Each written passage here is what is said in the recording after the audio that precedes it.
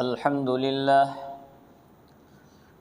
لله نحمده ونستعينه ونستغفره ونؤمن به ونتوكل عليه ونعوذ بالله من شرور أنفسنا ومن سيئات أعمالنا من يهده الله فلا مضل له ومن يضلله فلا هادي له ونشهد أن لا إله إلا الله وحده لا شريك له ونشهد أن سيدنا ومولانا محمدا عبده ورسوله صلى الله تعالى عليه وعلى آله وأصحابه وسلم تسليما كثيرا كثيرا وداعيا إلى الله بإذنه وسراجا منيرا أما بعد فعن أبي هريرة رضي الله تعالى عنه قال رسول الله صلى الله تعالى عليه وسلم اتق المحارم تكن أعبد الناس وارض بما قسم الله لك تكن أغنى الناس وأحسن إلى جارك تكن مسلما وأحب للناس ما تحب لنفسك تكن مؤمنا ولا تكثر الضحك فإن كثرة الضحك تميت القلب أو كما قال رسول الله صلى الله تعالى عليه وسلم قال الله تبارك وتعالى في شان حبيبه إن الله وملائكته يصلون على النبي يا أيها الذين آمنوا صلوا عليه وسلموا تسليما اللهم صل على سيدنا محمد وعلى آل سيدنا محمد وبارك وسلم۔ گرامی قدر علماء کرام، بزرگان محترم، عزیز ساتھیوں، گزشتہ جمعہ جس حدیث کو میں نے خطبے میں پڑھا، اسی حدیث کو آج بھی میں نے خطبے میں پڑھا ہے،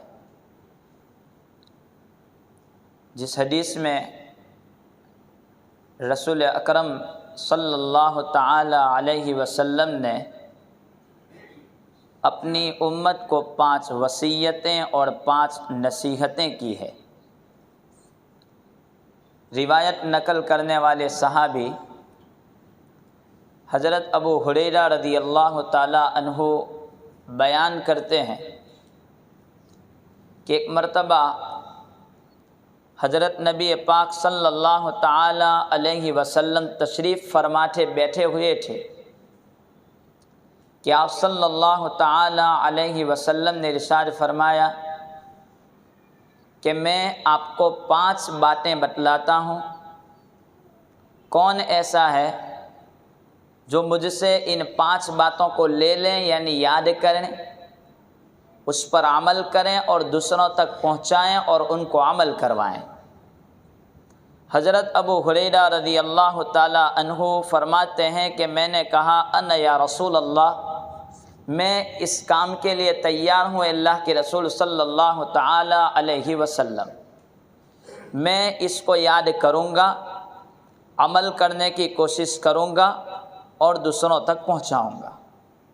پھر رسول پاک صلی اللہ تعالی علیہ وسلم نے اپنی انگلیوں پر وہ 5 باتیں گنوائی۔ پہلی بات جس پر گفتگو ہو چکی، حضرت نبی پاک صلی اللہ تعالی علیہ وسلم نے فرمایا اتق المحارم تکن اعبد الناس، کہ گناہوں کو سے بچو، گناہوں کو چھوڑ دو، ناجائز کاموں کو چھوڑ دو، تم سب سے بڑے عبادت گزار بن جاؤ گے۔ ہمارے یہاں نوافل کی بہت قدر اور اہمیت ہے، لیکن گناہوں سے بچنے کا اہتمام نہیں ہے، لوگوں کو تکلیف پہنچانے سے رکنے کا اہتمام نہیں ہے۔ رات بھر نوافل پڑھیں گے، ذکر اللہ میں لگیں گے، قرآن کی تلاوت کریں گے، لیکن گناہوں سے بچنا اور خاص کر تنہائی سے، تنہائی کے گناہوں سے اپنے آپ کو بچانا، اس کا اہتمام نہیں ہے۔ حالانکہ ایک بندہ صرف فرائض کو ادا کر لیتا ہے اور گناہوں سے بچتا ہے، وہ افضل ہے اس بندے کے مقابلے میں جو نوافل بہت پڑھتا ہے لیکن گناہوں سے بچتا نہیں ہے۔ اس پر کافی تفصیل گزشتہ جمعہ گزر چکی۔ دوسری بات، رسول اکرم صلی اللہ تعالی علیہ وسلم نے ارشاد فرمائی، ورض بما قسم اللہ لک تکن اغنی الناس۔ اللہ تبارک و تعالیٰ نے جو دیا ہے اس پر راضی رہیں تو دنیا کے سب سے بڑے مالدار بن جاؤ گے۔ یعنی زیادہ خواہشات، زیادہ لالچ آدمی کے دل کو دکھی کر دیتی ہے، آدمی کو تکلیف پہنچا دیتی ہے۔ اس معاملے میں رسول اکرم صلی اللہ تعالی علیہ وسلم نے ارشاد فرمایا کہ زیادہ مال یہ مالداری کا سبب نہیں ہے۔ آدمی نفس سے اگر مالدار ہو تو وہ سب سے بڑا مالدار ہے، کہ لیس الغنی عن کثرت العرض، کہ مالداری یہ نہیں ہے کہ مال سامان زیادہ ہو، لیکن الغنی، لیکن مالداری یہ ہے کہ آدمی اپنے نفس سے مالدار ہو، اس کا نفس مالدار ہو تو یہ سب سے بڑا مالدار ہے۔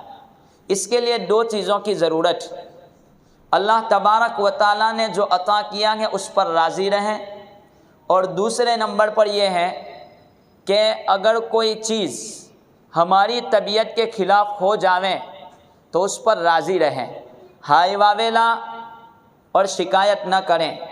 کسی سے شکایت کا موقع یہ کہ میرا یہ کام میری طبیعت کے خلاف ہوا، یہ نہیں ہونا چاہیے۔ جس کو اللہ تبارک و تعالیٰ نے قرآن کریم میں ایک واقعے کی صورت میں نقل کیا کہ دنیا کے حالات اللہ تبارک و تعالیٰ کے سامنے ہیں۔ کبھی یہ ہوتا ہے کہ نوجوان بیٹے کا انتقال ہو جاتا ہے، کبھی میری طبیعت کے خلاف کام ہوتے ہیں تو مجھے پریشانی ضرور ہوتی ہے۔ تو ایسے وقت میں آدمی کو اس سے رکنا چاہیے، بچنا چاہیے ان شکایتوں سے۔ جس واقعے کو سورہ کہف میں رسول اکرم صلی اللہ تعالی علیہ وسلم نے قرآن سورہ کہف میں اللہ تبارک و تعالی نے ذکر فرمایا ہے کہ حضرت موسیٰ علیہ السلام نے ایک مرتبہ وعظ و نصیحت فرما رہے تھے۔ اس وعظ کے درمیان حضرت موسیٰ سے کسی نے سوال کیا کہ دنیا میں سب سے عالم، سب سے زیادہ جاننے والا بندہ کون ہے؟ حضرت موسیٰ نبی تھے تو ظاہری بات ہے کہ سب سے زیادہ جاننے والے وہی تھے۔ انہوں نے عرض کیا کہ میں، اللہ تبارک و تعالیٰ کو یہ بات ناگوار ہوئی، اس لیے کہ ایک ایسا جملہ تھا جس سے برائی ٹپکتی ہے، یہ کہیں کہ اللہ زیادہ جاننے والا ہے۔ خیر، اللہ تبارک و تعالیٰ نے آپ کو سفر کا حکم دیا کہ آپ سفر کریں، ایک جگہ پر جائیے، وہاں پر میرا ایک بندہ آپ کو ملے گا۔ حضرت خضر علیہ السلام سے ملاقات ہوئی، واقعہ بہت لمبا ہے، میں اس کو ذکر نہیں کرتا، چند اشارے جس کی ضرورت ہے اس کو میں ذکر کر دیتا ہوں۔ حضرت موسیٰ علیہ السلام جب وہاں پہنچے، دونوں کا سفر شروع ہوا۔ دوران سفر سمندر میں ایک کشتی چلانے والے نے دونوں کو بغیر اجرت کے، بغیر پیسے کے کشتی میں سوار کر لیا کہ چلو چلتے ہیں۔ دونوں چلتے رہے، سفر کرتے ہیں کشتی میں۔ سفر کے دوران حضرت خضر نے وہ کشتی کے ایک تختے کو توڑ کر کے رکھ دیا۔ حضرت موسیٰ نے سوال کیا، یہ کام آپ نے کیوں کیا؟ جس بندے نے بغیر پیسے آپ کو کشتی میں بٹھایا، اس کی کشتی تو آپ توڑ نہیں سکتے، یہ کام آپ نے کیوں کیا؟ حالانکہ احسان کا معاملہ کرنا چاہیے تھا، آپ نے نقصان کیا۔ کہا کہ میں نے آپ سے کہا تھا کہ کوئی سوال مت کرنا، لیکن آپ نے سوال کیا ہے۔ خیر، حضرت موسیٰ نے کہا اب میں سوال نہیں کروں گا۔ تھوڑے آگے چلے کہ ایک بچے کچھ کھیلتے تھے تو بچے کا گلا مروڑ کر کے حضرت خضر نے اس کو مار ڈالا۔ اس پر حضرت موسیٰ نے پھر سوال کیا کہ ایک چھوٹا بچہ ننھا منا اس کو آپ نے کیوں مارا؟ کہا کہ میں نے آپ سے کہا تھا کہ سوال مت کرنا. کہا کہ اب نہیں کروں گا، چلو آگے چلتے ہیں. آگے چلے تو ایک گاؤں میں پہنچے. کہا کہ ہماری مہمانی کرو، ہمیں کھانا ہے. لوگوں نے کہا ہم آپ کی مہمانی نہیں کریں گے. انہوں نے مہمانی کرنے سے انکار کر دیا. نکل رہے تھے تو ایک دیوار ہل رہی تھی. حضرت خضر نے دیوار کو درست کر دیا، نہ کوئی پیسے مانگے نہیں. حضرت موسیٰ کہتے ہیں کہ پیسے لے لیتے، انہوں نے تو مہمانی بھی نہیں کی ہے. کہا کہ آپ نے مجھ سے سوال کیوں کیا؟ اب تمہاری اور میری جدائی کا وقت قریب آ چکا ہے، آپ الگ ہو جائیے. لیکن جو 3 سوال آپ نے 3 جگہوں پر کیے تھے، ان 3 سوالوں کا جواب لیتے جائیے. پہلا سوال کہ کشتی کا تختہ میں نے کیوں توڑا؟ وہ اس لیے کہ سامنے کے کنارے پر ایک ظالم بادشاہ ہے. وہ بادشاہ اگر صحیح سالم اور کشتی اچھی ہوتی ہے دیکھنے میں تو اس کو وہ لے لیتا ہے. تو میں نے تختہ توڑ دیا تاکہ یہ عیبدار کشتی کو وہ ہاتھ نہ لگائے. وہ عیبدار کشتی کو لیتا نہیں ہے، ٹوٹی ہوئی کشتی کو لیتا نہیں ہے، اس لیے میں نے یہ کشتی توڑ دی ہے. اب اس کی کشتی بچ جائے گی. تو بہت سی مرتبہ ایسا ہوتا ہے کہ میں نماز پڑھتا ہوں پھر بھی مجھے تکلیف ہوتی ہے، میں یہ کام کیا پھر بھی یہ میرا گھر میں یہ نقصان ہوا. یہ تمام چیزیں ہمارے سامنے بھی آتی ہے، لیکن وہ احکم الحاکمین ہے. تھوڑی سی تکلیف میں ہمیں کتنا بڑا انعام اور کتنی بڑی تکلیف سے بچانا چاہتا ہے وہ تو خدا ہی جانتا ہے. تو تقدیر پر راضی رہیں. تو یہ پہلی بات سمجھائی کہ یہ مسئلہ ایسا تھا، یہ علم آپ کے پاس نہیں ہے. آگے چلے. کہا کہ آپ نے نوجوان بچے کو مار دیا، وجہ کیا تھی؟ کہا کہ اصل میں اس کے ماں باپ بڑے نیک تھے اور یہ چھوٹا سا بچہ آگے جا کر کے ان کے ماں باپ کے ایمان کو بھی ختم کر سکتا تھا اور ان کو ایمان سے نکال سکتا تھا، اس لیے حکم آیا کہ اس کو مار ڈالیں.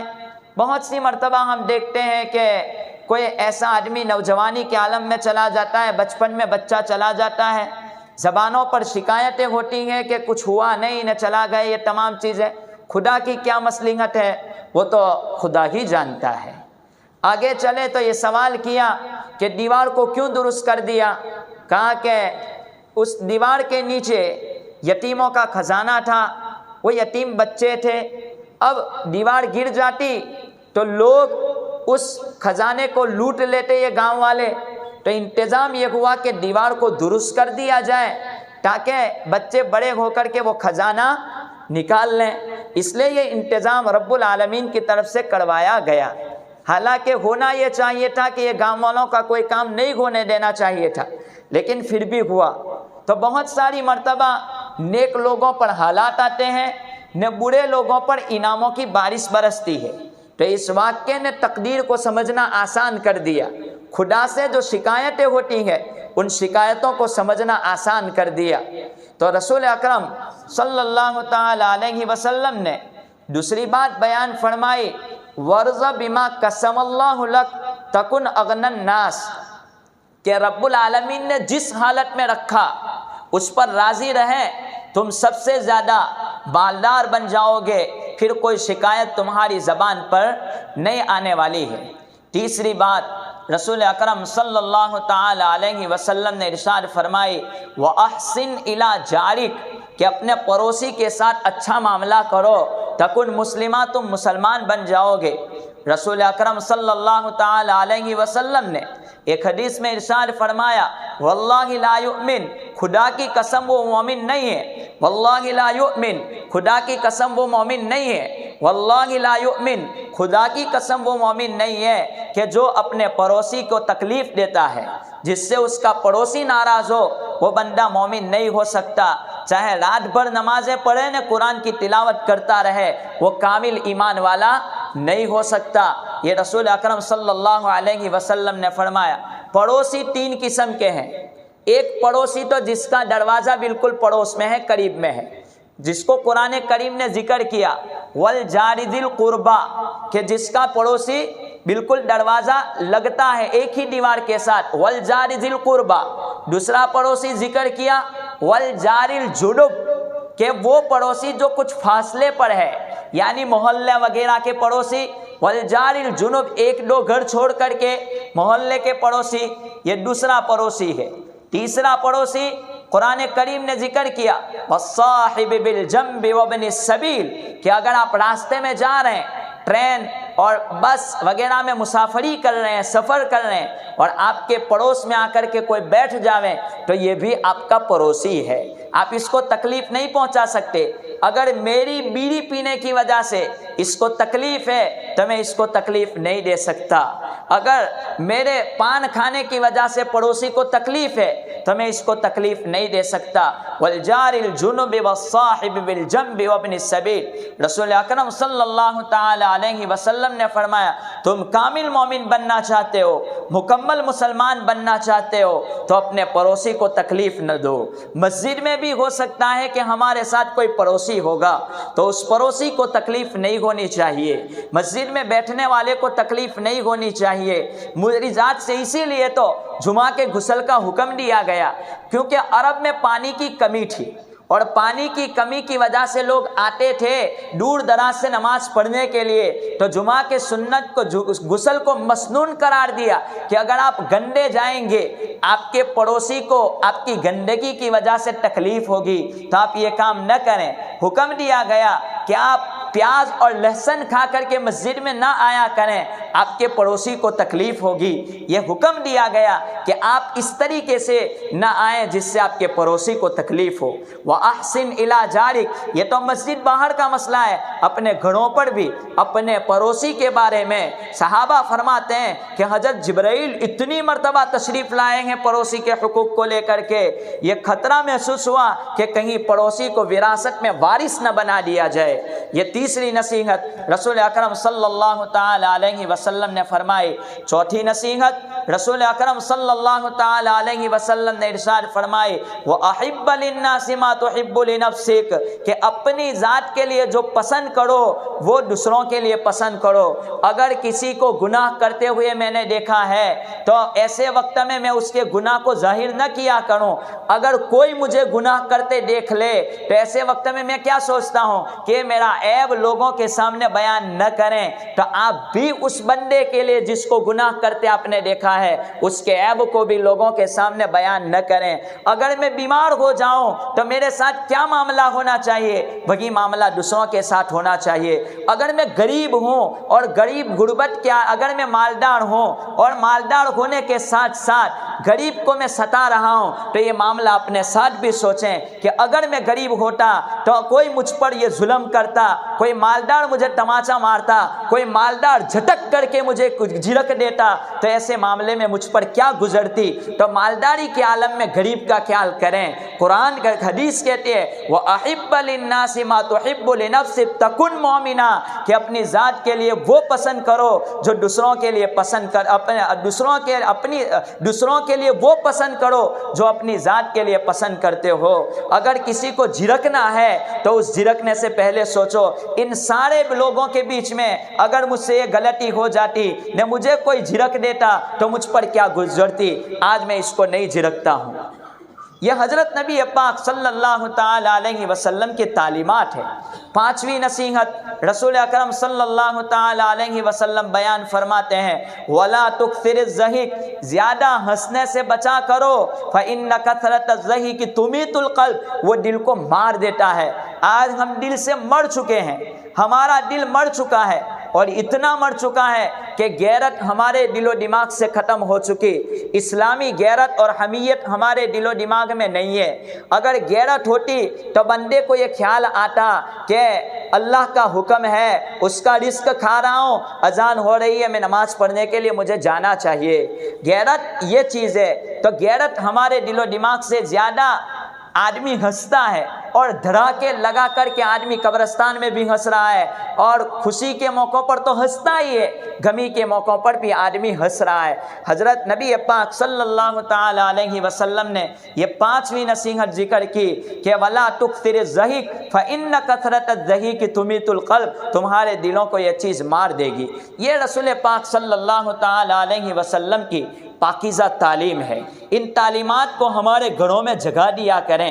ایسا نہیں کہ بس ہم نے پڑھ لیا، ہم اپنے واٹس ایپ پر ڈی پی رکھ دیتے ہیں، اسٹیٹس رکھ دیتے ہیں کہ میں حضور سے محبت کرتا ہوں۔ محبت کا تقاضا تو یہ ہے کہ ہم حضور کی سیرت کو پڑھیں، حضور کی سیرت کو دیکھیں، سیرت پر عمل کرنے کی کوشش کریں۔ سیرت کیا چیز ہے؟ آج ہمارے گھروں میں ٹیلی ویژن چلتا ہے، دنیا کا نالج لے رہے ہیں، لیکن حضور کے بارے میں کوئی نالج ہمارے پاس نہیں ہے۔ کیا نالج ہے ہمارے پاس؟ حضرت نبی پاک صلی اللہ تعالی علیہ وسلم نے 11 نکاح کیوں کیے؟ یہ نالج آج مسلمان کے پاس نہیں ہے۔ ایک صحابہ کی لمبی جماعت تھی، ٹیم، باہر کے حالات کو دیکھنے کے لیے کہ وہ حضور کیسا چلتے ہیں، وہ حالات صحابہ بتاتے تھے۔ حضور کیسا بیٹھتے تھے وہ صحابہ بتلاتے تھے۔ حضور بیان کیسا کرتے تھے، حضور نماز کیسی پڑھتے تھے۔ تو ایک صحابہ کی لمبی جماعت تھی جو باہر کا علم لوگوں تک پہنچاتے تھے، اور ایک گھریلو زندگی تھی کہ گھریلو زندگی لوگوں کے سامنے کیسے آئے۔ تو حضور کو ضرورت پڑی کہ زیادہ ازواج ہونی چاہیے، اور حضرت نبی پاک صلی اللہ تعالی علیہ وسلم کی 11 ازواج مطہرات میں سے صرف ایک حضرت عائشہ ایسی ہے کہ جو بغیر بیوہ ہونے کے عالم میں حضور کے نکاح میں پہنچی ہے، ورنہ دوسری تمام عورتیں حضرت نبی پاک صلی اللہ علیہ وسلم کے نکاح میں جو آئی ہیں وہ بیوگی کے بعد کہ بیوہ بنی، اس کے بعد حضور کے نکاح میں وہ عورتیں پہنچی ہے۔ اور یاد رہیں حضور صلی اللہ علیہ وسلم نے 54 سال کی عمر، جو بڑھاپا شروع ہو جاتا ہے 50 کے بعد، تو 54 سال کی عمر تک حضور کی صرف ایک ہی عورت تھی۔ حضرت خدیجہ سے نکاح ہوا آپ کی 25 سال کی عمر میں، اور حضرت خدیجہ کی عمر 40 سال کی، اور 2 مرتبہ بیوہ بن چکی ہیں وہ عورت کہ وہ نکاح میں آئی 40 سال کی عمر میں، اور 40 سال کی عمر خدیجہ کی 25 سے لے کر 51 سال کی عمر تک حضرت خدیجہ 26 سال آپ کے نکاح میں رہی، اور 51 سال کی جب حضرت کی عمر ہوئی تو حضرت خدیجہ دنیا سے رخصت ہو رہی ہے، اور 51 کے بعد آپ نے دوسرا نکاح کیا حضرت سودا سے، یہ بھی بیوہ ہے، اور 51 سے لے کر 54 سال کی عمر تک ایک ہی عورت آپ کے ساتھ رہی۔ مطلب 25 سے لے کر آپ کے بلوغت سے لے کر 54 سال کی عمر تک 54 تک صرف ایک ہی عورت آپ کے نکاح میں رہی ہے۔ 54 سال کی عمر میں حضرت اللہ تبارک و تعالیٰ نے حضرت نبی پاک صلی اللہ علیہ وسلم کو خواب میں ایک چیز دکھلائی، کپڑا کھولیں۔ حضرت نے کپڑا کھولا، کپڑا کھولنے کے بعد دیکھا حضرت عائشہ کا چہرہ ہے۔ کہا کہ یہ کیا ہے اللہ کے رسول؟ کہا کہ یہ آپ کی زوجہ ہے، نکاح ہوگا آپ کا ان سے۔ حضرت نبی پاک صلی اللہ تعالی علیہ وسلم کا نکاح ہوا، 6 سال کی عمر ہے حضرت عائشہ کی، اور رخصتی ہو رہی ہے 9 سال کی عمر میں، اور عرب میں یہ کوئی عیب کی چیز نہیں تھی۔ 9-10 سال کی عمر میں عورتیں بلوغت کو پہنچ جاتی تھی، گرم ملک ہے، زیادہ گرمی ہے۔ حضرت ابوبکر 9 سال کی عمر جب ہوئی، پوچھنے آتے ہیں اے اللہ کے رسول رخصتی کر دیں؟ کہا کہ میرے پاس مہر کے پیسے نہیں ہیں۔ دنیا کا کوئی ایسا باپ ہے؟ کہا کہ اللہ کے رسول 500 درہم میں مہر دیتا ہوں، آپ لے لیجئے اور رخصت کر دیجئے۔ حضرت نبی پاک صلی اللہ علیہ وسلم 500 مہر ادا کرتے ہیں، باپ ادا کرتا ہے نبی کی طرف سے، اور وہ مہر ادا کی جاتی ہے۔ حضرت عائشہ تو ننھی منھی بچی کھیل رہی ہے، اور جب یہ پیغام گھر پہ پہنچتا ہے حضرت ابوبکر کہتے ہیں کہ عائشہ کی رخصتی ہے، تو وہ بھی خوش آتے ہیں، چل جلدی جلدی تیار کریں۔ حضرت عائشہ کو تیار کیا گیا 9 سال کی عمر میں، اور 9 سال کی عمر میں تیار کر کے ماں باپ دونوں تیار کر رہے ہیں کہ چلو رخصتی کرتے ہیں۔ رخصتی کرنے کے بعد حضرت عائشہ ام ہانی نے کہا لاؤ عائشہ کو میں تیار کر دوں۔ 9 سال کی عمر میں تیار کر کے حضرت عائشہ رضی اللہ تعالی عنہا کو رخصت کیا جا رہا ہے۔ تو ایک تو اللہ کا حکم ہے، 2 باپ بھی راضی ہے، ماں بھی راضی ہے، اور عرب لوگ ڈھونڈتے تھے کہ نبی کا ایک مسئلہ آ جاویں تو ہم ان پر کیچڑ اچھالیں، لیکن کوئی پوری زندگی میں کوئی واقعہ ایسا نہیں مل پایا کہ جس پر نبی پر انگلی اٹھائی جا سکے۔ لیکن کوئی اشکال نہیں ہوا، نہ حضرت عائشہ کو اشکال ہوا، نہ ابو بکر کو اشکال ہوا، نہ حضرت ان کی والدہ کو اشکال ہوا، کسی کو اشکال نہیں ہوا، نہ 9 سال کی عمر میں رخصت کیا۔ کیوں رخصت کیا؟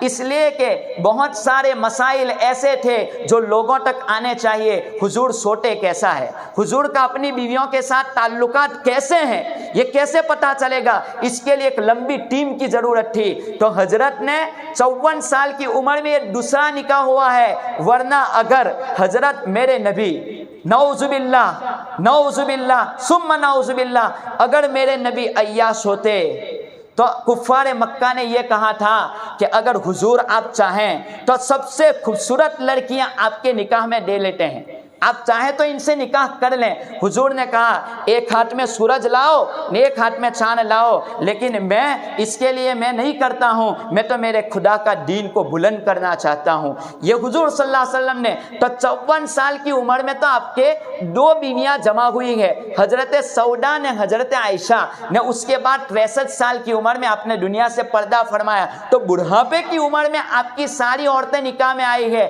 ورنہ جوانی کا جو عالم تھا وہ تو حضور کا ویسا ہی۔ ایک عورت کے ساتھ، وہ بھی 2 مرتبہ بیوہ ہو چکی، ایسی عورت کے ساتھ حضور کا معاملہ گزرا ہے۔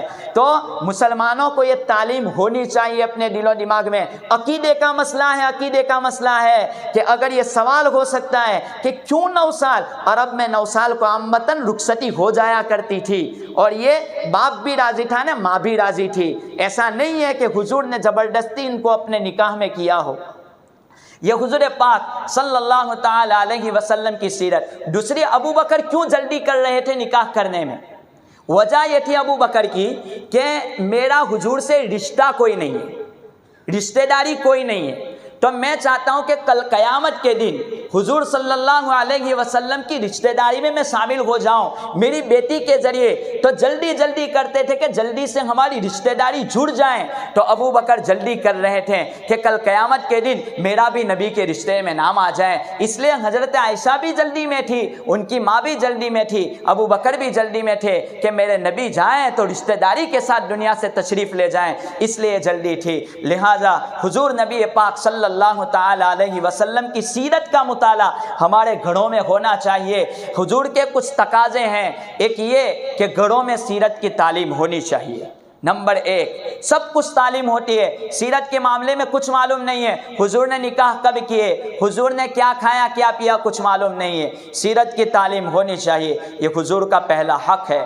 دوسرا حق یہ ہے کہ حضور سے محبت کی جائے، حضور سے محبت کی جائے۔ حضرت امام مالک رحمۃ اللہ علیہ سے فتویٰ پوچھا گیا کہ حضور سے محبت اگر کوئی گستاخی کرے تو کیا کرنا چاہیے؟ کہا کہ بدلہ لیں، اور اگر اس سے کچھ زیادہ کریں، اگر کچھ ہمت نہیں ہے مسلمانوں میں، تو کہا کہ اس کو مر جانا چاہیے۔ یہ غیرت کا تقاضا ہے، اس کو مر جانا چاہیے اپنے آپ کی بات میں۔ یہ حضور صلی اللہ علیہ وسلم کی محبت ہے۔ ہم کچھ نہ کریں، ہم حضور صلی اللہ علیہ وسلم کی سنتوں پر عمل پیرا ہو جائیں، ہر سنت پر عمل کریں۔ وقت کا تقاضا ہے، وقت کا تقاضا ہے۔ محبت یہی ہے کہ حضور کی سیرت پر چلیں، چلتے بیٹھتے اٹھتے کھاتے، یہی تقاضا ہے، یہی محبت کا ثبوت ہے۔ اگر کوئی سوال کر لیں، اگر تمہیں حضور سے محبت ہے تو تمہارے اوپر سے لے کر نیچے تک کتنے حضور کے طریقے تیری زندگی میں ہے بتا دے، کیا کریں گے؟ تیرے حضور کے ناخن کاٹنے کا طریقہ بتلا دے، تیرے حضور کا چہرہ تو بتلا دے، تیرے حضور کے بال تو بتلا دے، تیرے حضور کا لباس تو بتلا دے، تیرے حضور کے چپل تو بتلا دے، تیرے حضور کا چلنا تو بتلا دے۔ یہ کیا ہے؟ کیا جواب دے سکتے ہیں؟ تو حضور کی سیرت کا مطالعہ، حضور سے محبت کا تقاضا پہ عمل کریں، اور حضور صلی اللہ علیہ وسلم کے اخلاق اپنی زندگی میں لاویں۔ یہ تمام چیزوں کی ہمیں ضرورت ہے۔ اللہ تبارک و تعالیٰ ان باتوں پر ہم تمام کو عمل پیرا ہونے کی توفیق عطا فرمائے۔ آمین۔ وآخر دعوانا ان